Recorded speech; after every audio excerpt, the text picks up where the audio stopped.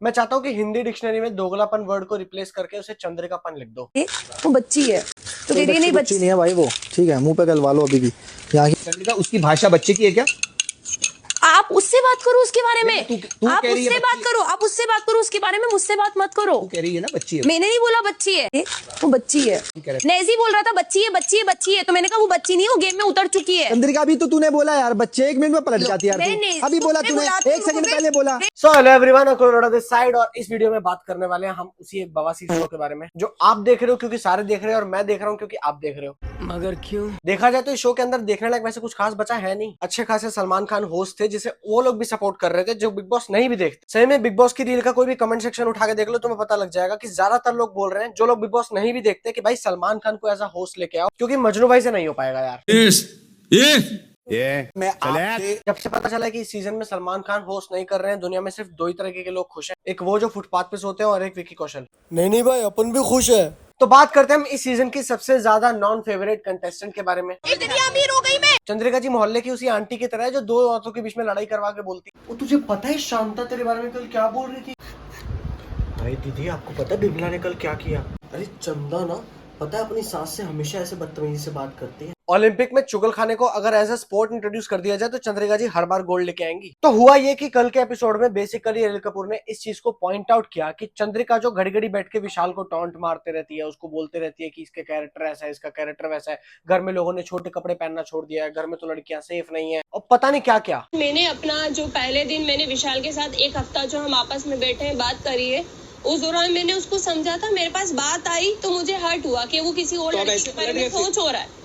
अब ऐसे पलट गए किसी फिर? लड़की के बारे में नहीं, इसलिए मैं हर्ट हुई थी उस चीज से। अब बोला किसी और ने, कहा किसी और ने, सुना किसी और ने, कहा किसी और के बारे में, हर्ट किसी और की बीवी को हुआ, और इसमें ये चंद्रिका आके बोल रही है कि मेरे को हर्ट हो गया। चंद्रिका जी, वड़ा पाव वाली गली के अंदर जब बाकी लोगों के ठेले हटा दिए थे एमसीडी ने, तब तो आपको शायद इतना हर्ट नहीं हुआ। सर, नॉमिनेशन का कारण बस वही गर्ल्स की इज्जत है, गर्ल्स के एक गलत जो रिव्यू है उसके लिए मैं नॉमिनेट करना चाहती रिव्यू? नहीं चंद्रिका जी, आप मुझे क्लियर बताइए। मेरे मन में जो मेरे लिए अभी भरा पड़ा है वो जिस दिन पूरा क्लियर हो जाए उसके बाद मेरे पास लड़की के बारे में कमेंट करा, उसने तो करा। ये क्या बात हुई? औरत की इज्जत के चक्कर में आप मर्द क्या?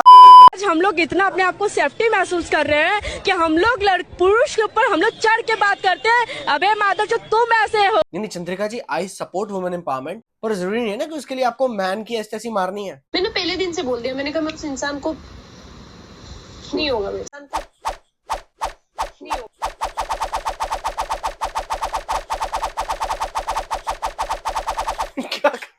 नहीं समझ में आ रहा भाई, आशिकी वाले गेम स्टार्ट कर दो यहाँ पे, फिर आशिकी खेलते हैं ना, फिर हम मैरिड लोगों का कोई काम ही नहीं है यहाँ पे।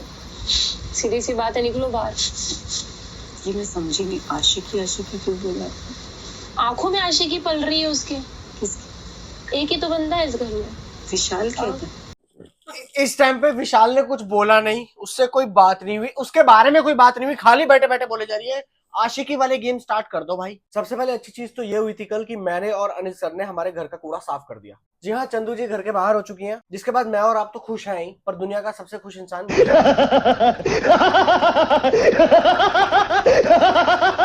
सबसे बड़ी आयरॉनिकल बात तो कल के एपिसोड में ये हुई है कि बॉलीवुड के सबसे ज्यादा irrelevant actor Ravi Kishan sir Bigg Boss के घर में शिवानी को ये बताने आए कि रेलेवेंट कैसे रहना है। जिंदगी झंड वाह, अब कौन भी बात के घमंड। मतलब ऐसा नहीं है कि शिवानी बहुत सही कर रही है घर के अंदर, पर एक बात से आप सब लोग अग्री करोगे कि रवि किशन की इतनी अच्छी एक्टिंग पिक्चरों में नहीं होती जितनी अच्छी एक्टिंग बिग बॉस के घर में शिवानी करती है। बात है जी, एक्टिंग की बादशाह कसम से बहुत अच्छी वीडियो। मतलब इसका थोड़ा सा डेमो तो मैडम ने कल भी रवि किशन के सामने दे दिया था। अपनी मम्मी की कसम खा रहे सर, हम ऐसे ही बात करते हैं। आंसू आ नहीं रहे हैं, जबरदस्ती पकड़ के खींच के निकाल रही है आंख से अपनी। मैडम का एक्सप्रेशन देख के लग रहा है कि शरीर का सारा पानी निचोड़ के आंखों से बाहर निकाल देगी। मानना पड़ेगा शिवानी ने काफी अच्छे तरीके से गांव का रिप्रेजेंटेशन किया होगा बिग बॉस के घर में, कि पूरे देश के सारे गांव वालों ने एक साथ रिपोर्ट मारी है रवि किशन को, ये मैडम को जाके बताओ कि ये गलत कर रही है, इसकी वजह से हमारी गांव की जमीनों के रेट कम हो रहे हैं। ऐसा आज तक कभी नहीं हुआ कि मैं अपने गांव जा रहा हूँ और वहां पर रास्ते में जब मैंने किसी से कोई का रास्ता पूछा हो तो वो बोल रहा हूँ आगे से राइट ले लेना, उसके बाद लेफ्ट ले लेना, उसके बाद सेंटर से निकल जाना। ऐसे नहीं होता है, हम ऐसा ही बात करते हैं। उसके बाद घर में आते हैं विशाल के पेरेंट्स और अपना पक्ष रखते हैं, जैसे लास्ट टाइम पायल आई थी और पायल ने बोला था, इस तरीके से मुद्दा खड़ा कर दिया था कि विशाल ने ऐसा कुछ बोला कृतिका के बारे में, चाहे उसके बारे में इस इंटेंशन से बोला हो या ना बोला हो।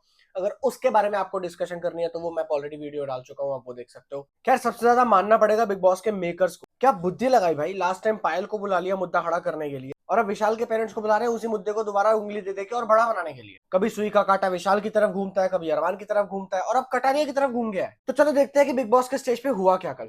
आज तक हमने हमारे बच्चे को कभी छुआ तक नहीं है। अगर उसका कैरेक्टर देखना, उसकी फैमिली, उसके फ्रेंड से पूछिए बाहर आके कि विशाल का कैरेक्टर क्या है। मुझे तो आपसे कुछ बात नहीं करनी थी।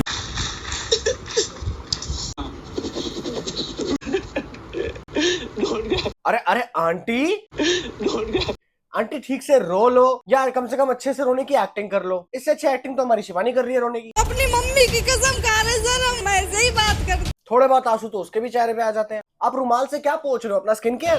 नहीं, मेरी ऐसी कोई खासी दुश्मनी नहीं है यार विशाल से या विशाल के पेरेंट्स से, क्लियरली मेरी ऑब्जर्वेशन है। और मुझे समझ नहीं आ रहा कि देश के लोग इससे देखकर इमोशनल क्यों हो रहे हैं भाई। और चलो समझ में आता है, विशाल इतने टाइम से बिग बॉस के घर के अंदर है, घर वालों से दूर है, अपने उनको याद कर रहा होगा, मिस कर रहा होगा, इतना टेंशन और स्ट्रेस का माहौल है, बेचारा थप्पड़ भी खा के बैठा है, रोना आ जाता अपने माँ बाप को देखकर। पर आंटी जी आप क्यों नहीं रो पा रहे? खैर विशाल के पेरेंट्स के आने के बाद सबसे अच्छी चीज यही हुई है कि कम से कम सुई का कांटा एटलीस्ट कटारिया के ऊपर तो आया। भाई मेन बंदा ही वही है जिसने इस पूरे इंसिडेंट को एक नया एंगल दिया है। वो चाहता तो वहां पर उस बात को वहीं पर या तो शांत कर सकता था या और उछाल सकता था, और उसने चूज किया विशाल के बदले अरमान मलिक को या कृतिका को चूज करना और विशाल को ऐसा दिखाना, जो कि शायद ऐसा था भी। अगर यकीन नहीं आता तो एक बार इस क्लिप को देख लेना। विशाल, हाँ, कॉफी ले लो आप। लेके आ जाइए, मैं नहीं जा सकता कुछ रीजन के प्लीज ले आना है, भाई ना है। चल छोड़, मैं ला रही हूँ तुम तक। यार मेरे को पसंद नहीं है। समझ रिकॉर्डिंग कर ले। नहीं मुन्नी जी आप जा रहे हो, मैं भी भाई सेम भी। अगर आप जाओगे तो मैं इसको रीजन बता पाऊंगा। अब लड़के को हो सकता है समझ में ना आ रहा हो इस क्लिप को देखकर कि किस बारे में बात हो रही है, पर लॉन्डो को समझ में आ रहा होगा। और अगर आपको समझ आ चुका है तो एक बार कमेंट बॉक्स में जरूर बताना कि क्यों ये उठ के खुद से कॉफी नहीं ले पा रहे। अच्छा, it's that time of the month. तो कल के एपिसोड के बाद फाइनली मुझे लगता है अरमान के दिमाग की भी बत्ती चली है और उसे एक नया एंगल मिला है कि जिस तरीके से शायद उसने अभी तक नहीं देखा था। उसको अभी तक यही लग रहा था कि विशाल गलत है, उसने ऐसा किया, उसने वैसा किया, पर कटारिया ने शायद एक नया एंगल देने की कोशिश करी है, एक नया पर्सपेक्टिव देने की कोशिश करी है पूरे इंसिडेंट को। ये अरमान मलिक को भी अब पता लग चुका है। भाई अरमान को जो रिग्रेट होने वाला है बाहर जाके, जब वो देखेगा क्लियरली एपिसोड में कि कौन बात कर रहा था, कौन सुन रहा था और कितना रिस्पॉन्सिबल साथ में कटारिया भी था जितना विशाल को माना जा रहा था। अलग ही सीन होगा भाई। आप लोग 25-26 साल के छोटे बच्चे हो, ठीक है? 25-26 साल के बच्चे? अबे कौन से बच्चे 25-26 साल के होते हैं बे? हमारे यहाँ 22 साल की उम्र का आदमी प्रधानमंत्री बन सकता है। किस गलत फहमी में अंकल जी, 25-26 साल के बच्चे आपके गोद में 4-5 साल का बच्चा लाकर रख देगा। आज इस बच्चे की शादी करवा दो, कल आप इसी बच्चे से इसके बच्चे की डिमांड कर रहे होगे। इसके बाद कल के एपिसोड में हुआ था पहाड़ वाला टास्क, जहां पर हर इंसान को अपने हिसाब से चूज करना था कंटेस्टेंट्स को और ये बताना था कि कौन गेम में आगे है, कौन स्टार है और कौन बेकार। जिसमें सारे घर वालों के हिसाब से सबसे ज्यादा बेकार रहा था कटारिया और सना मकबूल, और स्टार रहे हमारे रणवीर शोरे। सच में देखो, एक्टिंग की मैं इज्जत करता हूँ, पर इसका मतलब ये नहीं ना यार कि रणवीर शोरे को आप पूरे घर का स्टार बना दो। स्टार वो होता है जो पूरे घर को एंटरटेन करता है। रणवीर शोरे मिमिक्री बहुत अच्छी करता होगा, पर जब बात ओवरऑल एंटरटेनमेंट की आती है तो 24 घंटे बिग बॉस लाइव जो चल रहा होता है उसके अंदर रणवीर शोरे सिर्फ मिमिक्री नहीं कर रहा होता। 1.5 घंटे के एपिसोड में मुश्किल से 5-10 मिनट का उनका स्क्रीन टाइम होता है और सबसे ज्यादा एंटरटेनमेंट वाला बंदा दिखा दिया उसको। वाह।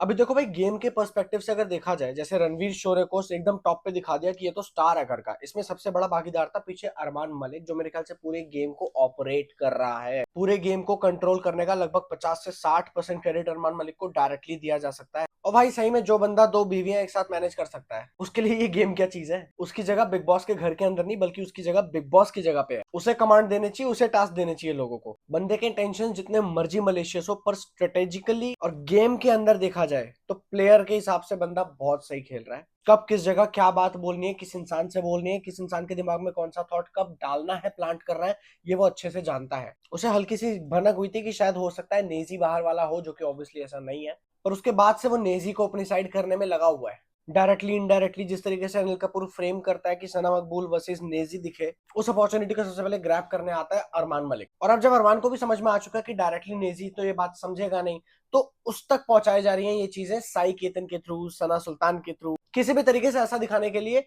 कि सना मकबूल उसके साथ लॉयल नहीं है। बेसिकली अरमान मलिक को पता है कि नैरेटिव कैसे सेट करना है और किस इंसान को कैसा दिखाना है। रणवीर शोरे सुपरस्टार दिखना चाहिए तो मतलब दिखना चाहिए, सना मकबूल नागिन दिखनी चाहिए तो लोगों के दिमाग में वो पर्सपेक्टिव आ जाता है कि ये नागिन ही है। कटारिया को जोकर दिखाना, शिवानी को बदतमीज दिखाना, डेफिनेटली उसके अंदर उनके खुद के भी काम है, उनके खुद के भी कुछ चीजें हैं, कुछ एक्शंस हैं जिसके चलते उन्हें ये नाम मिले हैं, बट उसको स्ट्रांगली पब्लिक की नजरों में लाना, ये काम अरमान मलिक ने बखूबी किया है। मतलब ये देख लो कि अगर आप बिग बॉस का कोई एक एपिसोड देखते हो जो लगभग 1.5 घंटे की ड्यूरेशन का है, उसमें कम से कम आपको 45 से 50 मिनट वो बंदा दिख जाएगा। खैर, अगर आप मुझसे ये पूछो कि क्या अरमान मलिक बिग बॉस जीत सकता है, तो मैं बोलूंगा भाई मुझे नहीं लगता कि वो बिग बॉस जीतेगा। ट्रॉफी तो वो नहीं लेकर जाएगा। उसके पीछे रीजन बहुत सिंपल है कि अरमान मलिक घर के अंदर गेम जैसी मर्जी खेल रहा हो, जितनी अच्छी खेल रहा हो, बट पब्लिक की नजरों में Armaan Malik is a villain. और Bigg Boss as a show खुद को भी उसे अपनी पब्लिक इमेज का काफी ख्याल है। उसे पता है कि किस इंसान को विनर बनाने से उस इंसान की पूरी ऑडियंस मेरे साथ एकदम लॉयल हो जाएगी, जैसा उसने एल्विश के केस में किया, जैसे उसने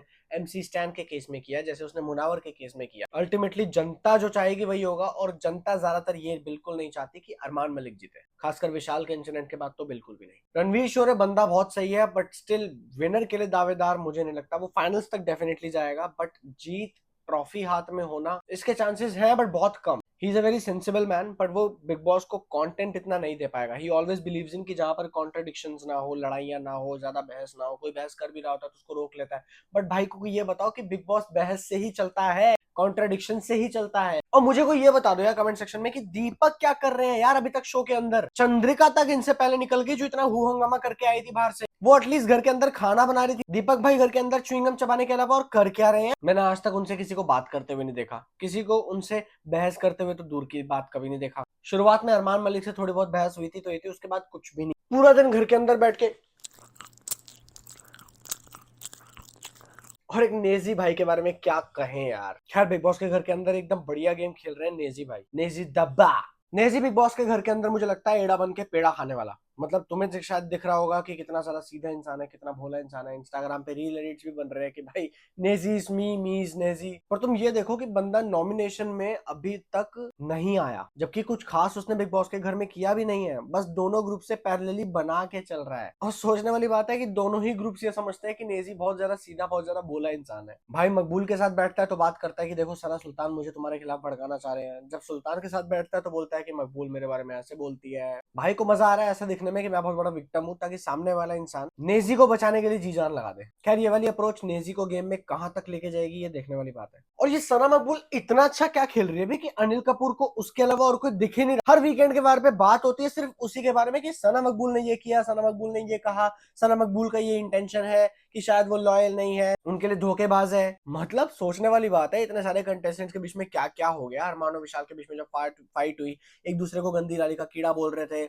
रणवीर शोरे और कटारिया को लेकर के जो बहस होती है, बीच में शिवानी की बदतमीजी होती है, बीच में कटारिया और नेजी की भी भसड़ हुई थी। अनिल कपूर को दिख रही है सिर्फ मकबूल, जैसे सना मकबूल के नाम पर ही बिग बॉस चल रहा है। सारी TRP वहीं से आ रही है, सारे लोग उसी वजह से देख रहे हैं। अभी देखो, अनिल कपूर को as a Bigg Boss host बहुत सारे लोगों ने शुरुआत में नकारा, बोला कि नहीं ये नहीं कर सकता, ये गलत है। और मेरे को लगा एक बार काम देख लेते हैं ना। और देखो फाइनली मैं बहुत कॉन्फिडेंटली कह सकता हूँ कि 2 हफ्ते 3 हफ्ते बीत जाने के बाद कि मैंने अनिल कपूर जैसा छपरी होस्ट बिग बॉस की हिस्ट्री में कभी नहीं देखा भाई। बिग बॉस की अब तक की हिस्ट्री में आज तक कभी भी इतना ज्यादा छपरी, इलॉजिकल, हिपोक्रेट और लकीर का फकीर होस्ट कभी नहीं रहा। बंदे को जो टीम बोलती है एज इट इज वो सामने लाके रख देता है। इतना सा चेंज करने की जरूरत नहीं समझता, और कॉमन सेंस तो कहीं लगता ही नहीं है। मतलब कंटेस्टेंट तो छपरी आते जाते रहते थे, पर इस बार होस्ट मुझे पक्का लग रहा है कि पिछले 10-12 सीजन होस्ट करने के बाद सलमान भाई ने अपनी फीस बढ़ा दी होगी और अनिल कपूर साहब ने कहा होगा कि मैं उसके आधे में काम करने को तैयार हूँ। ये चलो आधा भी रहने दो, शाम का चाय बिस्किट दे देना बस। तुम्हें यकीन नहीं आ रहा तो ये डेटा को देख लो भाई। सलमान भाई जितना चार्ज कर रहे थे उसका 1/6 पार्ट अनिल कपूर चार्ज कर रहे हैं पर एपिसोड। मैं जियो सिनेमा से कहना चाहता हूँ 29 रुपए की बजाय भाई तू 129 रुपए ले ले,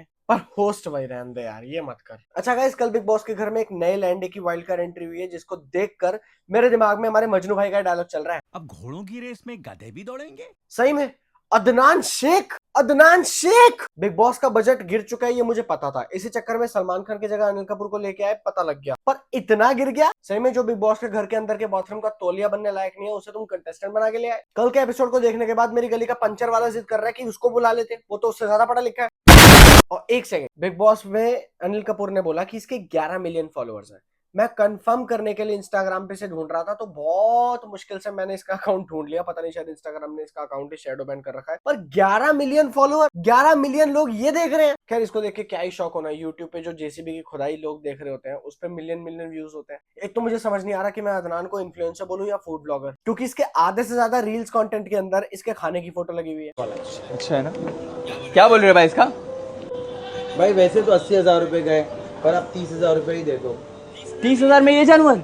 हाँ भाई, बारिश की वजह से बहुत नुकसान हो गया है। जो आ रहा है वो कम कीमत में खरीद रहा है। तो आप भी 30,000 रुपये ही दे दो।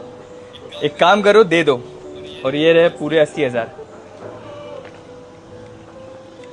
30,000 में दे रहा है तो 80,000 देने की क्या जरूरत है? हमारे नबी ने तिजारत में हमें लोगों का माल खरीदना सिखाया है, किसी की मजबूरी नहीं। Oh my God, I am so emotional. मेरे को भी शिवानी की तरह रोना आ रहा है। अदनान भाई के अंदर इंसानियत कूट कूट के भरी हुई है, पर वो इंसानियत सिर्फ इंसानों के लिए है, बकरों की उसमें कोई गिनती नहीं होती। इनकी टीम का नाम टोटल 07 है, जिसमें शायद लोग तो 4-5 ही है, बाकी 2 बकरे हैं। खैर अभी ज्यादा कुछ इसके बारे में बोलने को है भी नहीं, क्योंकि बिग बॉस के घर के अंदर एंट्री अभी तक इसकी दिखाई नहीं गई। पर मेरा प्लान है इसके ऊपर एक डेडिकेटेड रोस्ट लेके आने का। अगर आप वो देखना चाहते हो तो फटाफट से चैनल को सब्सक्राइब कर लेना। और मजा तो आने वाला है इसकी और कटारिया की भिड़ंत देखने में, क्योंकि लास्ट सीजन में बिग बॉस के घर के बाहर से तो ये खूब चिल्ला रहे थे अलविश को चूड़ियां पहनाने के लिए, पर घर के अंदर कटारिया के सामने ये चूड़ियां पहनता है या पहनवाता है, ये पता लगेगा। मिलते हैं आने वाली वीडियोस के अंदर, तब तक के लिए बाय बाय।